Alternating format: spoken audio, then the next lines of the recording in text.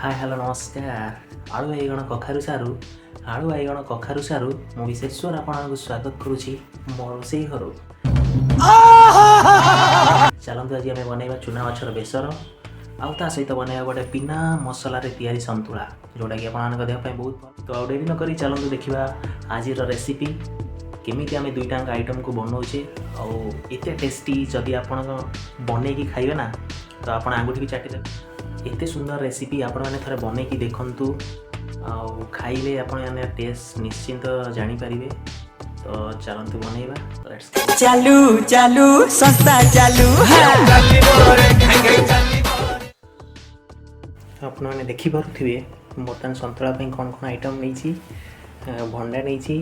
सारू नहीं बोदी नहीं बैगण नहीं आलू नहीं भेंडी नहीं गाजर नहीं कखारु नहीं फास्ट गोटे टमाटो भी नहीं तो बर्तमान देखु मुझे पानी भी गरम करी सन्तुला तो पानी गरम हवा समय भितर आम परिया गुड़ा काटिदबा आउ तापर ताकू पानी भितर पकईदबा चलतु स्टार्ट करवा आप देखिपे मो परिया गुड़ा सब काटी देछि काटिकी टिक टिक करके भाव में पकई देछि बाकी रहा मोर भेंडी भेंडी टाकू आम लास्ट पकईवा लास्ट माने परिया गुड़ा सीझी जीवार माने सीझी जाइथिबो तार तरकारी को ओल्हेबार 15 मिनिट या 10 मिनिट पूर्व ही पकईवा कारण भेंडी टाक एवं जब पकईदबा से पूरा फिटिज तरकारी टाक माने पूरा नालुआ करदे तेणु अल्प अल्प नाल अंश रखापी आम भेंडी टाक लास्ट रे ही पकईवा हलदी नहीं किसी मसला ही यूज करार ना गोटे चामच हलदी आ 2 चामच लुण बास एति ही आम यूज करवा 2 चामच नहीं आप हिसाब से आप लुण ने कारण क्या कुआ लगिपारे क्या गलना लगिपारे तो आप जो हिसाब से क्वांटिटी नौ तो से हिसाब से आप लुण पकेबे किसी मसला यूज करार ना यही लुण हलदी को ही आम यूज करवा बाकी बर्तमान आम या घोड़े दबा घोड़े देखिए बर्तमान आम परिया पूरा अधा सीझी सारे तो से आम पकईबा आम जो कटा होता भेंडी को आप साइज रे काटिबे बेसी छोट छोट करेंगे कि बेसी बड़ बड़ करेंगे तो यही भाव में भेंडी को काटिकी आप डायरेक्ट ए पकईदेवे परिया आधा सीझीगला आप भेंडी पकईदेवे कारण भेंडी भी सीझे तो बेसी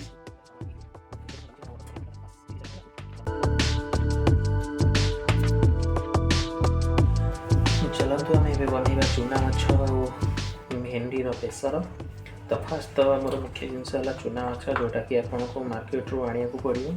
मु बर्तमान यहाँ हाफ के जी चुना माछ नहीं आसी चुना माछ सांग को भेंडी भेंडी भी बेसी ना 2-4 भेंडी हेल्ले हम तो चुना माछ को फास्ट आप माने भाजी देवे प्यान में तो से आम कौन करवा ना चुना माछ देहरे हलदी 2 चामच देकी आ लुण गोटे चामच देकी ताको आम प्रथम भाजी दबा तो भाजी सारा पर बेसर भी आम प्रस्तुत करा भाजिया टाइम बेसर को प्रस्तुत करदे देखु मुझे पूरा हलदी लुण गोलैकी भाजी हलदी को लुण रहा आप भाव में गोलैदेवे भल भाव में किसी पूरा ता देह भलसे धोईकी पानी निगाड़ी थे पानी निगाला हलदी और लुण दे भाव में गोलैबे तो बर्तमान आम लुण को हलदी गोल सारी एवं आम गोटे पैन नवा पैन देहरे ताकू नहीं तेल देकी भाज तेल आप कौन सोरिष तेल ही यूज करेंगे देखो आम पूरा पैन रेडी हो गला ये आम किसी सोरिष तेल नवा आछ को भल भाव में फ्राए करवा तो मुझे किसी सोरिष तेल नहीं जाइए अधिक मात्रा सोरिष तेल ने कारण माछ गुड़ा तेल छाणुनी आम तो ये फ्राए करुचे तो फ्राए करने अधिक तेल दरकार हुए तेल मोर पूरा गरम हो जाइए बर्तमान आम माछ को धीरे धीरे करके पकईबा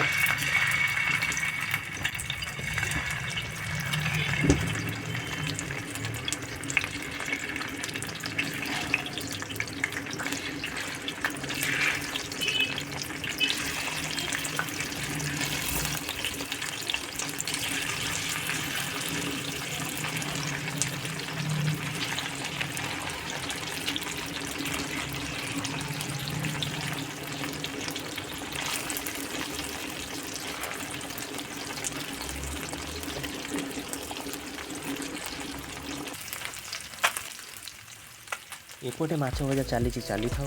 चलते सेपटे आम सतुला को केमी फुटाऊे देखा और तापाई आम कौन कौन फुटाई सामग्री नौचे सब देखा सतुला फुटाई बर्तमान गोटे कड़े नहीं जा कड़े किसी तेल पकईदे गरम होगा समय छाड़ीद तेल आम गरम हो गला सोरिष गोटा सोरिष किसी पकईवा सोरिष फुटीगला आम 3टा कंचा लंका पकईदे आउ किसी रसुण को ये भाव में छेचिकी पकईदे एक्सट्रा यूज पकईदे किसी समय छाड़ीदे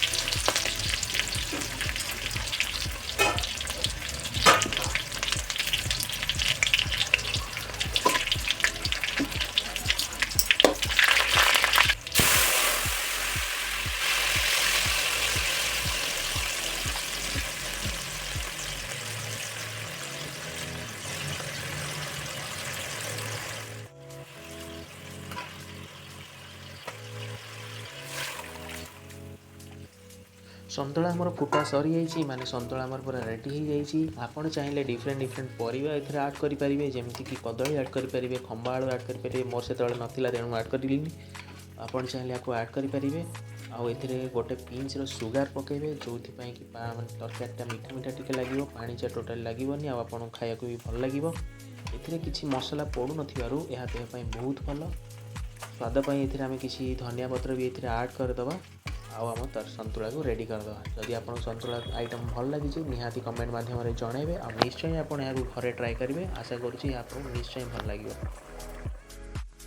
चलतु प्रस्तुत करिए आमर नेक्स्ट आइटम है भेंडी चुना माछर बेसर। तो चुना माछ तो आम सेपटे फ्राए करुचे तो एबे आम फ्राए करिए भेंडी को आप छोट छोट कर काटिदेवे आ मु किसी आलू भी से नहीं तो भेंडी आलू को आपण मैंने भाव में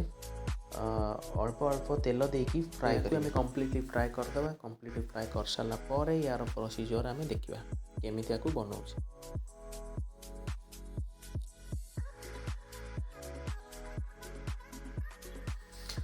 मेन दुईटा काम आमर सरीगला आम बर्तमान प्रस्तुत करिया बेसर। तो बेसर पर प्रथम आम नवा जीरा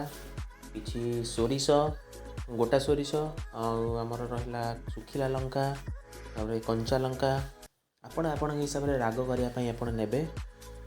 धनिया पत्र किछिटा नवा आउ ये पकईवा गोटा रसुण चोपा छड़ेकी आम भल भाव में चोपा छड़ेकी से पकईवा किछिटा रसुण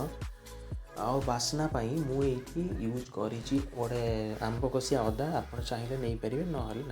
भल भाव में ग्राइंडिंग कर। नेक्स्ट आम गोटे कड़े बसईदे आ कड़े आम नवा सोरिष तेल को आपण मैंने टी अधिक परिमाण ने कारण आमिष जिनस बनाऊँ मैंने टी अधिक परिमाण तो सोरिष तेल दरकार ही दरकार तो तेल नहीं गला से आम बटा होता बेसर को आणिकी पकईवा।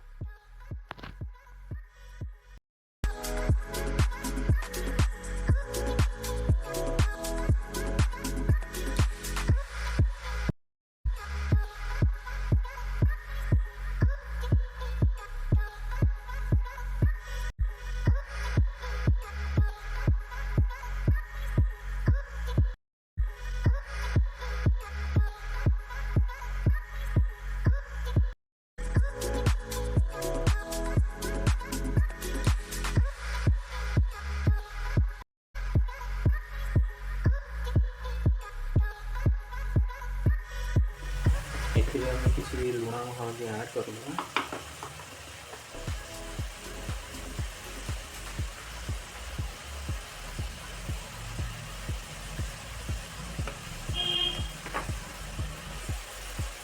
से कटा होता छोट छोट टमाटो पकईवा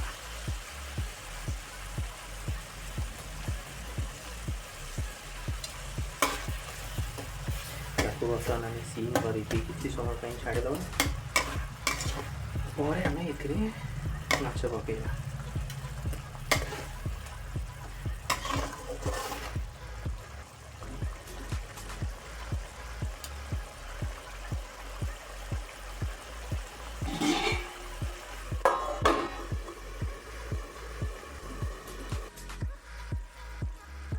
ବର୍ତ୍ତମାନ ଆମର ବେସର ତ ରେଡ଼ି ହେଇଯାଇଛି। ତ ୟାକୁ ଆମେ ସ୍ପାଇସି କରିବା ପାଇଁ ଏଥିରେ କିଛି ଆମ୍ବୁଲକୁ ଆଡ଼୍ କରିବା, ଯେଉଁଟାକି କଅଁଳି ଆମ୍ବୁଲ ଆପଣମାନଙ୍କ ଘରେ ତ ନିଶ୍ଚୟ ଥିବ। ତ ଏଥିରେ ଆମେ ପକାଇଦେଲେ କଅଁଳି ଆମ୍ବୁଳ, ଯେଉଁଟାକି ରାମବାଣ, ଇଏ ତ ପୁରା ବେସରକୁ ଟେଷ୍ଟ ହିଁ ପୁରା ଅଲଗା ଲେବୁଲକୁ ନେଇଯିବ। ତାପରେ ଆମେ ପକାଇବା ଭେଣ୍ଡି ଆଉ ଆଳୁ ଯେଉଁ ଫ୍ରାଏ କରିଛେ ସେଇଟାକୁ ପକାଇଦେବା। ତାପରେ ଆମେ ପକାଇବା ଚୁନା ମାଛ, ଯେଉଁଟାକି ଆମେ ଫ୍ରାଏ କରିକି ଆଗରୁ ଅଲରେଡ଼ି ରଖିଛେ। ତ ୟାକୁ ପକାଇ ସାରିଲା ପରେ ୟାକୁ ଭଲ ଭାବରେ ଗୋଳେଇ ଦେବେ ଆଉ 5ରୁ 10 ମିନିଟ୍ ପର୍ଯ୍ୟନ୍ତ ୟାକୁ ଛାଡ଼ିଦେବେ। କାରଣ ବେସରଟା ମାଛ ଦେହରେ ଭଲ ଭାବରେ ମାନେ ଭିତରକୁ ଯିବ ଆଉ ଭଲ ଲାଗିବ। ଏଥିରେ ଆଉ ଗୋଟେ କଥା, ଏଥିରେ ଗୋଟେ ପିଞ୍ଚ ସୁଗାର ଆଡ଼୍ କରିବେ, ଯେଉଁଟା ଟିକେ ଖଟା ମିଠାର ଟେଷ୍ଟ ହିଁ ଦେବ ଆପଣମାନଙ୍କୁ। କଟା ଯାଇଥିବା ଧନିଆ ପତ୍ରକୁ ମଧ୍ୟ ଏହା ଉପରେ ଛିଞ୍ଚି ଦେବେ, ଯେଉଁଟାକି ବେଷ୍ଟ ଟେଷ୍ଟ ଦେଇଥାଏ ବେସରକୁ। ଏମିତି ତ ଥିଲା ମୋର ପ୍ରସ୍ତୁତି ଚୁନା ମାଛ ଆଉ ଭେଣ୍ଡିର ବେସର। ଆପଣମାନେ ନିଶ୍ଚୟ ୟାକୁ ଘରେ ଟ୍ରାଏ କରିବେ ଆଉ ନିଜର ମତାମତ ଜଣାଇବେ ମୋତେ କମେଣ୍ଟ ମାଧ୍ୟମରେ କି ଆପଣମାନଙ୍କୁ କେମିତି ଲାଗିଲା, ସନ୍ତୁଳାର ଆଇଟମ୍ କେମିତି ଲାଗିଲା ଆଉ ଚୁନା ମାଛର ଆଇଟମ୍ଟା କେମିତି ଲାଗିଲା। ଆପଣମାନେ ନିଶ୍ଚୟ ଘରେ ଟ୍ରାଏ କରିକି ଟେଷ୍ଟ କରିକି କମେଣ୍ଟ ମାଧ୍ୟମରେ ଜଣାଇବେ। ଆଉ ଆପଣମାନେ ଏମିତି ଲାଇକ୍ ସେୟାର ସବସ୍କ୍ରାଇବ୍ କରୁଥାନ୍ତୁ। ରହିଲି, ନମସ୍କାର। ପୁଣି ଦେଖା ହେବ ଆଉ ଏକ ନୂଆ ରେସିପିରେ। ଜୟ ଜଗନ୍ନାଥ।